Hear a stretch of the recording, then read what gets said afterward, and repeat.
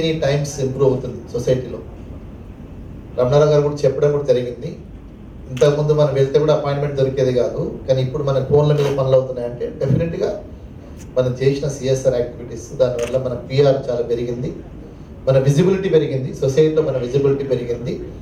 మనం ధైర్యంగా మనం చెప్పుకోగలుగుతున్నాం, మనకు ఇష్యూస్ ఉన్నాయని కూడా చెప్పుకోగలుగుతున్నాం, మీడియాకి చెప్పుకోగలుగుతున్నాం, పబ్లిక్ రిప్రజెంటేటివ్ చెప్పగలుగుతున్నాం, అఫీషియల్ చెప్పగలుగుతున్నాం. వాళ్ళు కూడా ఇంతకుముందు చెప్పలేకపోయే వాళ్ళము, కానీ ఇప్పుడు చెప్పగలుగుతున్నాము. వాళ్ళు కూడా గుర్తించినారు, మనకున్న ఇబ్బందులను కూడా గుర్తించినారు.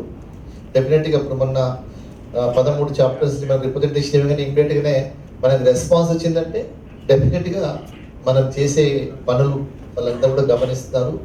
మన రిప్రజెంటేషన్ కూడా వాళ్ళు ఇంపార్టెంట్గా తీసుకుంటున్నారు. అండ్ నో డౌట్ మనందరం చేసిన లాస్ట్ ఆల్మోస్ట్ 30 years అనుకోండి, తర్వాత మధ్యలో మనం క్రీడలో చేయని వాడడం 16 years అయిపోయినాయి. ఎంత గ్రేట్ దాని ఏమంటే ఇంపాక్ట్ ఉంది, పబ్లిక్లో ఇంపాక్ట్ ఉంది, గవర్నమెంట్లో ఇంపాక్ట్ ఉంది.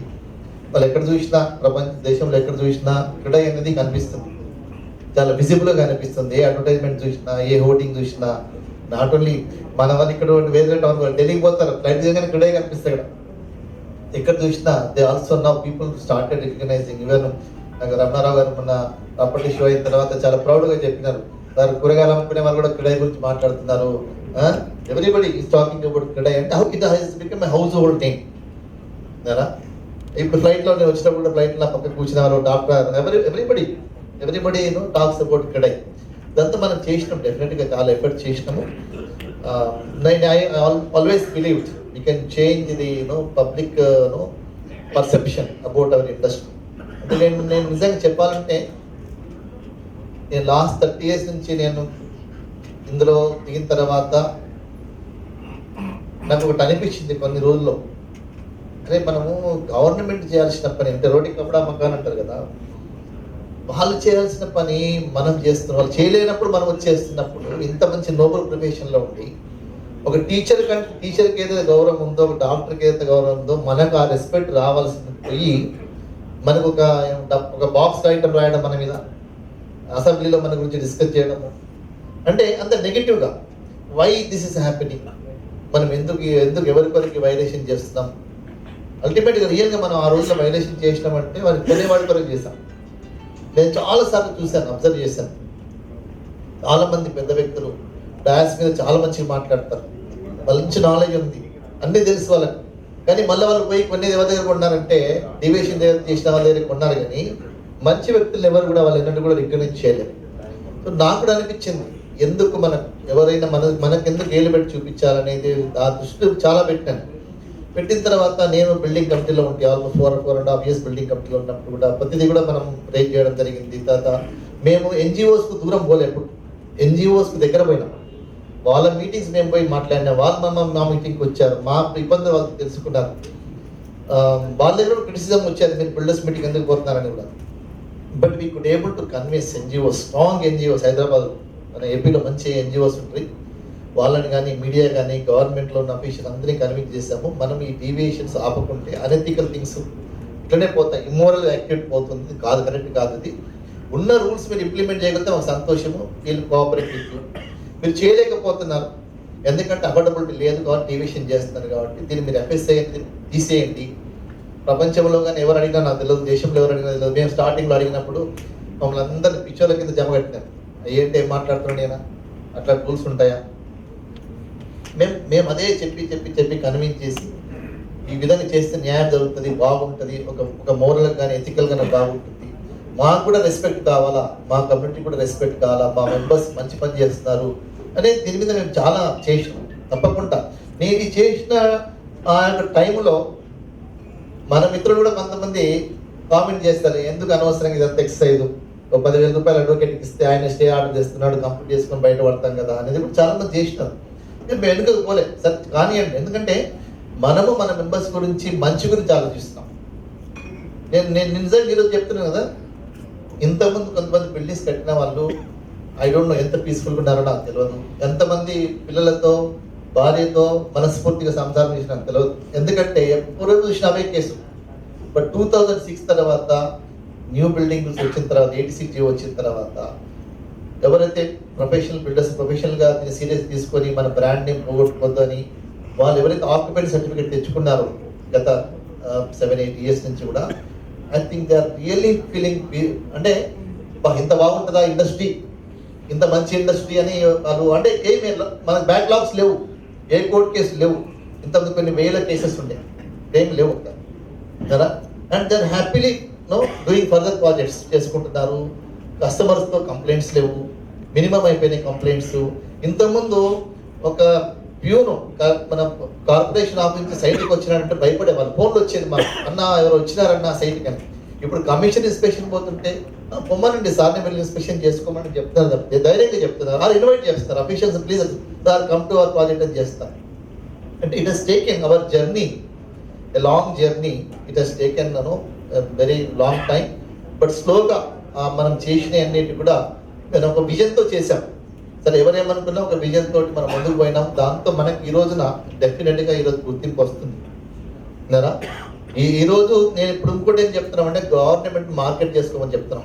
మేము మీ దగ్గర రావడం కాదు సార్, మేము బిల్డింగ్ కడతామని తెలిస్తే మీరే మా దగ్గర రండి, మీకు ఎప్పుడో వచ్చే రెవెన్యూ ఈరోజు వస్తుంది, 6 నెలల తర్వాతనో 2 సంవత్సరాల తర్వాత వచ్చే రెవెన్యూ ఈరోజు ఇస్తాం మేము, మీరు మా దగ్గరికి వచ్చి మార్కెట్ ఈ కాన్సెప్ట్ ఆల్రెడీ ఫ్లోట్ చేస్తాం మార్కెట్లో, గవర్నమెంట్లో, అక్కడ ఎవరి చోట మనము మీరు మార్కెట్ చేసుకోండి, అవుట్ సోర్స్ చేసుకోండి మీకు మ్యాన్ పవర్ లేకుంటే. ఒకప్పుడు సబ్ రిజిస్టార్ మన ఇంటికి వచ్చి రిజిస్టర్ చేసేవాడు పబ్లిక్ వెల్ఫేర్ ఆఫీస్. ఆ విధంగానే ఈరోజు టౌన్ ప్లానింగ్ కూడా కానీ ఎన్ని సర్వీస్ సెక్టర్ కానీ మన గవర్నమెంట్లో ఉన్న వాళ్ళందరూ డెఫినెట్గా రాబో రోజుల్లో మన దగ్గర రావాల్సిందే. ఎందుకంటే there is a huge competition among the nations, among the states, among the cities within the state. డెఫినెట్గా ఇది హెల్దీగా ఉంటుంది మార్కెట్. మనం ఈరోజు మోడీ గారు చెప్పేది చూస్తున్నాము, వేరే స్టేట్ గవర్నమెంట్ అంతా చూస్తున్నాము. ఇది రాబో కాలంలో ఐ థింక్ ఎంటర్ప్రినర్స్ డేస్, ఎవరైతే ప్రొఫెషనల్గా చేయగలుగుతారో డెఫినెట్గా మంచి ఫ్యూచర్ ఉంది. చాలా యాక్టివిటీస్ చేశారు. ఐఎమ్ రియలీ మేము క్యూటైలో స్టార్ట్ చేసి 16 years అయిపోయింది. నేను స్టార్ట్ చేసిన డే నుంచి ఇప్పటివరకు కూడా పనిచేస్తూనే ఉన్నాను. ఆఫ్టర్ సీయింగ్ అంటే ఇప్పుడు ఒక తల్లిదండ్రులకు బిడ్డలు మంచిగా ఎదిగి మంచిగా వాళ్ళ అభివృద్ధికి వచ్చిన తర్వాత ఎంత సంతోషం ఉంటుందో, ఇప్పటిదాకా రమణారావు గారు ఆ యొక్క ప్రజెంటేషన్ ఇస్తుంటే నాకు చాలా సంతోషం అనిపించింది. రమణారావు గారు రియలీ, ఎందుకంటే నన్ను ఎంతోమంది మన మిత్రులు, ఈ స్టేట్లో ఉన్న మిత్రులు నన్ను చాలాసార్లు అన్నా నువ్వు విజయవాడకు 100 సార్లు పో, 1000 సార్లు పో, 1,00,000 ఫోన్లు చేయి, విజయవాడ గడిలో కలదని చెప్పారు. హనుమంతరావు గారు చాలా మంది చెప్పారు. లేదు నేను అన్నా కాదు, నాతో వాళ్ళే విసిగెత్తాలా, నేనైతే విసిగెత్తాను, నేను పట్టుకునే సాధిస్తాను. దేశంలో 60-70 చాప్టర్స్ నేను పర్సనల్గా వెళ్ళి నూక్ అండ్ కార్నర్ మనకు ముక్కు తెలియని దగ్గర చేసినప్పుడు మన విజయవాడలో మనం చేసుకోలేమా? ఎందుకు చేయకూడదు? అందరు మిత్రులంతా ఇక్కడ ఉన్న వాళ్ళంతా పెద్దవాళ్ళందరూ కూడా, నాయమలేశ్వరరావు గారు మొదటి నుంచి నాకు బాగా పరిచయము, గుప్తా గారు కానీ అందరూ కూడా, ప్రతి ఒక్కరు, శివారెడ్డి గారి పాత్ర కూడా చాలా ఉంటుంది అందులో, స్వామి గారు, రమణారావు గారు, అందరి పాత్ర, ఇక్కడ ఉన్న వాళ్ళందరి పాత్ర కూడా in spite of some of the differences ఉన్నప్పటికీ కూడా నన్ను మీరు ఇక్కడ పిలిచినారు. నేను కూడా వచ్చాను, నేను వస్తాను చెప్పాను. I said I will come to the body, I will address the issues, మనకు మంచిగా జరుగుతుంది అని నేను ఆ రోజు చెప్పాను. ఈరోజు జరిగిందని నేను వాస్తవం చూస్తున్నాను ఇక్కడ. ఎందుకంటే మీరు మీ పిల్లలు చూడండి, ₹1,00,00,000 మీరు ఆల్మోస్ట్ కలెక్ట్ చేసి అంటే చేసినారు. చేయండి ఏముంది, ఒక బిల్డింగ్ సృష్టించినారు, సిఎస్ఆర్ యాక్టివిటీస్ చేసినారు, అన్ని చోట్ల, ఒకటని కాదు, విజయవాడ విశాఖపట్నం కూడా సపోర్ట్ చేసినారు. అంటే your really done a marvellous job. I think మీకు ఇప్పుడు ఫౌండేషన్ స్ట్రాంగ్ అయిపోయింది. క్రెడై ఒకటి బ్రాండ్ నేమ్ అయిపోయింది సుధాకర్ గారు, లేదా మనకు మంచి ఎస్టాబ్లిష్మెంట్స్ ఉన్నాయి. తర్వాత నేను గమనించున్నాను ప్రతి స్పీకర్ కూడా ఎంత చక్కగా మాట్లాడాడు ఇక్కడ ఈరోజు, ఎంత ప్రొఫెషనల్గా మాట్లాడినారు, చాలా బాగా మాట్లాడినారు. ఏమి నామలేశ్వర గారు తేడా లేదా? మనకు 20 సంవత్సరాల కింద ఉంది, ఇప్పటికి తేడా లేదా? చాలా డిఫరెన్స్ ఉన్నది, చాలా ప్రొఫెషనల్ గారు. ఇంకోటి కూడా నేషనల్ కన్వెన్షన్స్ కానీ ఇంటర్నేషనల్ కన్వెన్షన్ కానీ టైం టు టైం విజయవాడ కూడా యాక్టివ్ పార్టిసిపేషన్ తీసుకుంది. చాలా అంటే ఐ హోప్ ఆ ఎక్స్పీరియన్స్ మనం Barcelona one of the smart city in the world, smart city metropolis is head quarters in Barcelona. అక్కడ 160 స్మార్ట్ సిటీస్ మెంబర్షిప్ ఉన్న సంస్థ కూడా అక్కడ ఉంది. అది కూడా చూసి వచ్చాము. మనం మాస్కో చూసాము, సింగపూర్ పోయినాము, అన్ని దేశాలు చాలా వరకు మెజారిటీ ఆఫ్ స్మార్ట్ సిటీస్ మనం విజిట్ చేసినాం, వాళ్ళ బెస్ట్ ప్రాక్టీసెస్ చూసాము. అందుకే నేను అంటాను, ఎవరో బయట కన్సల్టెంట్ ఎందుకు, మాకే ఇక్కడ కన్సల్టెంట్స్ ఉన్నారు, చాలా మంది ఉన్నారు ఆంధ్రప్రదేశ్లో కన్సల్టెంట్స్, బిల్డర్స్, మన ఆర్కిటెక్ట్స్ వచ్చారు, ఇంజనీర్స్ కూడా వచ్చారు మనతోటి. ఫార్చునేట్లీ చాలా వరకు డెవలపర్స్ కూడా ఇంజనీర్స్ ఉన్నారు, ఆర్కిటెక్ట్స్ ఉన్నారు. We got enough talent pool మన దగ్గర ఉంది. నాకేంటంటే ఇప్పుడు సరే ఈ మంచి చేశారు బాడీ, కొత్త బాడీ కూడా సుధాకర్ గారి యొక్క లీడర్షిప్లో ఎంటైర్ బాడీ కూడా అది బాగా చేస్తారని నాకు, ఎందుకంటే వారు చాలా తక్కువ మాట్లాడినారు. ఇంతకుముందు చెప్పడం జరిగింది, తక్కువ మాట్లాడినవారు బాగా పనులు చేశారు అని. అట్లనే సుధాకర్ గారి మీద నాకు కాన్ఫిడెన్స్ పెరిగింది, తక్కువ మాట్లాడినారు కాబట్టి డెఫినెట్గా ఈజ్ గోయింగ్ టు డెలివర్ అని. అదొకటి. ఇప్పుడు నెక్స్ట్ ఏంటంటే మనకు కొన్ని ఛాలెంజెస్ ఉన్నాయి ఇక్కడ. న్యూ స్టేటు, న్యూ క్యాపిటల్, న్యూ పాలసీస్ రాబోతున్నాయి, ఎట్లుంటాయి తెలియదు మనకు. సో న్యూ ఇంకే ఈ పాలసీస్ విధంగా మనకి ఏమో తెలియదు. ఈ ల్యాండ్ పూలింగ్ మనకి ఏమవుతుందో తెలియదు. ల్యాండ్ పూలింగ్లో మాకైతే క్లారిటీ లేదు ఇంతవరకు. మనకి ఎగ్జిస్టెన్స్ ఉందా ఈ ల్యాండ్ పూలింగ్ స్కీమ్లో? ప్రైవేట్ సెక్టర్ వాళ్ళకు, పర్టికులర్గా ఆంధ్రప్రదేశ్లో ఉన్న వాళ్ళకు, విజయవాడలో ఉన్న వాళ్ళకి మన రోల్ ఉందా లేదా మనకు తెలియదు కదా. అది కూడా రాశారు స్మాల్ లైన్స్లో ఉంది అక్కడ డ్రాఫ్ట్లో కానీ యాక్ట్లో కానీ. నాకైతే లార్జర్ రోల్ నాకు కనిపించట్లే. సో మరి మనకు లార్జర్ రోల్ కనిపించాలంటే డెఫినెట్గా మనం పనిచేయాల్సిన అవసరం ఉంది. ఇప్పుడు మీరు ఎట్లయినా చీఫ్ సెక్రటరీ పోతున్నారు కాబట్టి ఈ ఇష్యూ టేకప్ చేయండి, అందరూ టేకప్ చేసి what is our private developers role in the new capital. మాకేమి ఇస్తున్నారు మేడం, మా బాధ్యత ఏంటి? మేము సబ్ కాంట్రాక్టర్లు ఉండాలా, సబ్ డెవలపర్స్ ఉండాలా, ఏంటి మాకేమి ఎట్లా ఇవ్వగలుగుతున్నారు? ఆర్ ఈ going to year mark some area, మేము అక్కడ ల్యాండ్ పూలింగ్ చేసుకుంటాం ప్రైవేట్ సెక్టర్ వాళ్ళు, మా ఫ్రీడమ్ ఇవ్వండి, మేము హెల్తీగా అందరు డెవలపర్స్ పై చేసుకుంటాము. I think these are the some of the questions I think you have debate. ఇలాంటి ఒక మీటింగ్ పెట్టుకొని మీరు మళ్ళొక రోజున మన పాత్ర ఏంటి న్యూ క్యాపిటల్లో, మన సర్వైవల్ ఏంటి, మనం ఏ విధంగా గవర్నమెంట్కి మనం ఇన్పుట్స్ ఇవ్వగలుగుతాము, ఏ విధంగా న్యూ వచ్చే మాస్టర్ ప్లాన్లో మనం ఏ విధంగా మంచి suggestions ఇవ్వగలుగుతాము.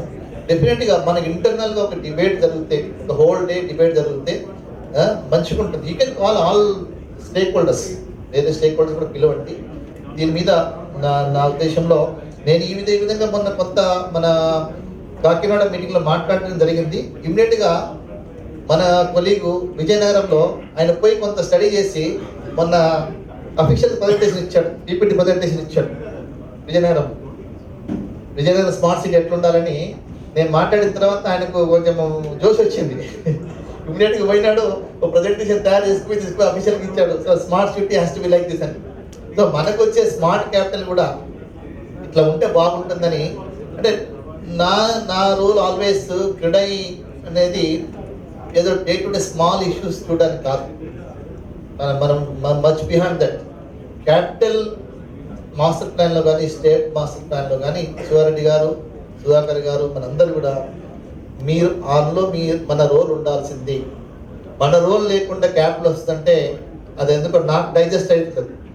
Without CREDAI participation, if any master plan is coming to any city or any state, I think that is not to my knowledge. నేను మొదటి నుంచి చెప్తున్నాను, CREDAI రోలు నేషనల్ లెవెల్లో నేషనల్ మాస్టర్ ప్లాను, స్టేట్ లెవెల్లో స్టేట్ బాడీ స్టేట్ లెవెల్లో, local chapter వాళ్ళ master ప్లాన్ను, that is the main purpose of CREDAI.